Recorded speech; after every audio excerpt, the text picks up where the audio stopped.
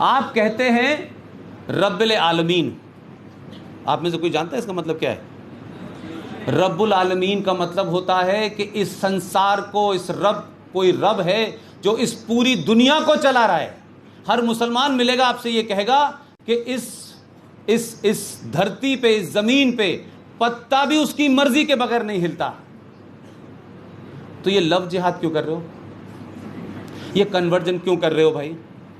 جب اس کی مرضی کے بغیر کچھ نہیں ہونے والا ہے اور اس کی مرضی کے بغیر ہر چیز ہو رہی ہے، تو بھائی اس کی مرضی سے ہی مودی آیا ہے۔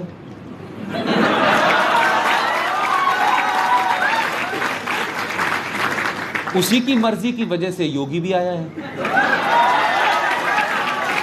اور اس کی مرضی تھی اس لیے پہلے بش آیا تھا، اب ڈونلڈ ٹرمپ آ گیا ہے۔ کیونکہ جس آیت اور سورہ کو میں نے شروع میں بتایا تھا، دیکھیے سلیکٹو ہونے سے دقت یہ ہوتی ہے کہ بات نہیں بنتی ہے۔ جو میں نے سورہ اور آیت بتائی تھی وہ قرآن شریف کی ہے، وہ کیا کہتی ہے اس کا میں ترجمہ آپ کو ٹرانسلیشن بتا دیتا ہوں۔ وہ یہ کہتی ہے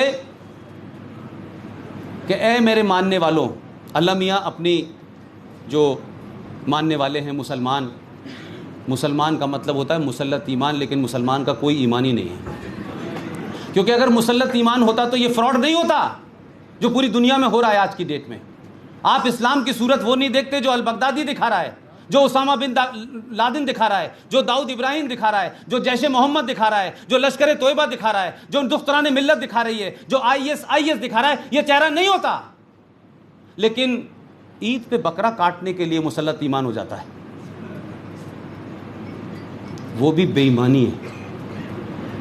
حضرت ابراہیم کو اللہ میاں نے کہا کہ سب سے نزدیک چیز، سب سے پیاری چیز تم کیا ہے جو مجھے دے سکتے ہو؟ وہ غریب تھے، انہوں نے کہا میرا ایک بیٹا ہے، میں تو آپ کو بیٹا دے سکتا ہوں۔